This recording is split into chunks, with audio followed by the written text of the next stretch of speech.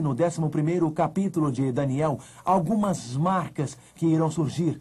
Nós não estudaremos frase por frase do capítulo 11, não iremos estudar cada verso, mas estudaremos seções e veremos se podemos achar sinais futuros, estudaremos seções que nos ajudarão a localizar-nos.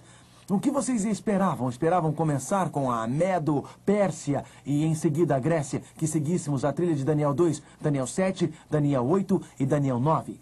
Esperavam voltar para a Roma pagã, esperavam algum tipo de guerra na Roma pagã e esperavam o aparecimento de um poder anticristo na igreja medieval. Esperavam que Deus descrevesse seu povo fiel e leal. E esperavam alguma coisa sobre o santuário. E esperavam uma batalha no final dos tempos. Isso seria o que você deveria esperar se você é um estudioso do livro de Daniel. E Daniel 11 não nos decepciona. Daniel capítulo 11, verso 1. Mas eu, no primeiro ano de Dario, o Medo, me levantei para o fortalecer e animar. O anjo estava dizendo que no primeiro ano de Dario ele veio para fortalecê-lo. Eu sou tão grato, porque Deus manda seres celestes para fortalecer-nos. Verso 2. Agora eu te declarei a verdade. Esta, ele disse, é a verdade sobre o fim do tempo. Eu sou tão grato porque não precisamos procurar adivinhos, tiradores de sorte. Podemos procurar a Bíblia, a qual tem a verdade para o fim dos tempos. Ele disse... Eu vou mostrar-lhe a verdade. Os jornais podem oferecer-nos sensacionalismo, mas não a verdade. Os adivinhos podem nos dizer o que Satanás colocou em suas mentes, mas não a verdade. Os astrólogos podem adivinhar o futuro, mas não a verdade. As escrituras dizem, agora eu te mostrarei o que, pessoal? A verdade. Eis que ainda 3 reis se levantarão na Pérsia. Esta era a profecia daqueles dias, que existiriam 3 reis na Pérsia. E o quarto será acumulado de grandes riquezas. Mais do que todos. Isto aconteceu realmente. Daniel profetizou isto. Levantaram-se 4 reis. Havia uma falsa tranquilidade. E então veio Dario, Assuero. 4 reis se levantaram e o último, Assuero, ou melhor, Xerxes, que foi o mais rico de todos, exatamente como a Bíblia profetizara. A Bíblia não é um livro fantástico, mas ele relata isso superficialmente. Ele disse 4 reis se levantariam na Pérsia, e aconteceu. E a última parte do verso 2. E tornando-se e forte por suas riquezas, empregará tudo contra o reino da Grécia. Qual nação viria depois da Medo-Pérsia? Grécia. Estamos seguindo um modelo muito parecido com o do capítulo 8, não é, amigos? Muito parecido. Verso 3. Depois se levantará um rei poderoso que reinará com grande domínio e fará o que lhe aprouver. Então quem era o rei que iria se levantar na Grécia? Quem? Alexandre. Portanto, quando começamos o capítulo 11 de Daniel, 2 nações são mencionadas em Daniel 11, verso 2. Estas 2 nações são Medo-Pérsia e Grécia. Isto nos ajuda a ter um ponto de partida no capítulo. Ajuda-nos a entender a sequência do capítulo. Então ele descreve este poderoso rei da Grécia, Alexandre o Grande, que governou o mundo quando tinha 32 anos, mas que morreu quando tinha 33 anos. Então, continuamos. E o que vocês esperavam que acontecesse? Eu quero que prestem atenção enquanto leremos aqui na Bíblia e vamos ver que existe uma nova figura. Leamos o verso 4. Mas no auge o seu reino será quebrado e repartido para os 4 ventos do céu. Agora, prestem bastante atenção.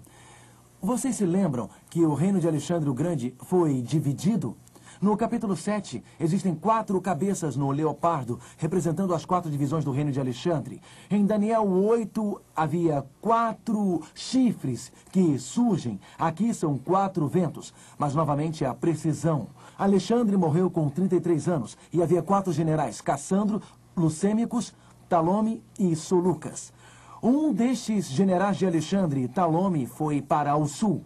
Sabem qual região a família de Talome escolheu para viver, onde eles viviam? No Egito. Então, lemos verso 5. O rei do sul, que é Talome no Egito, será forte, como também um de seus príncipes, e este será mais forte do que ele, reinará, e será grande o seu domínio. A Bíblia introduz o Egito sob o domínio de Talome, após Alexandre o Grande. Daí A Escritura continua, e vejamos o que ele fala sobre o Egito.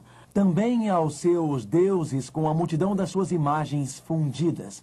Lembram-se da história do Egito através dos séculos?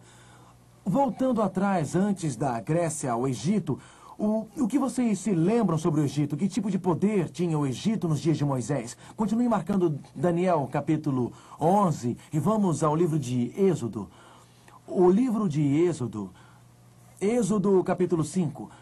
Quando nós pensamos sobre o Egito, pensamos por acaso em uma nação que serviu ao Deus verdadeiro? É isso que nós pensamos através dos séculos?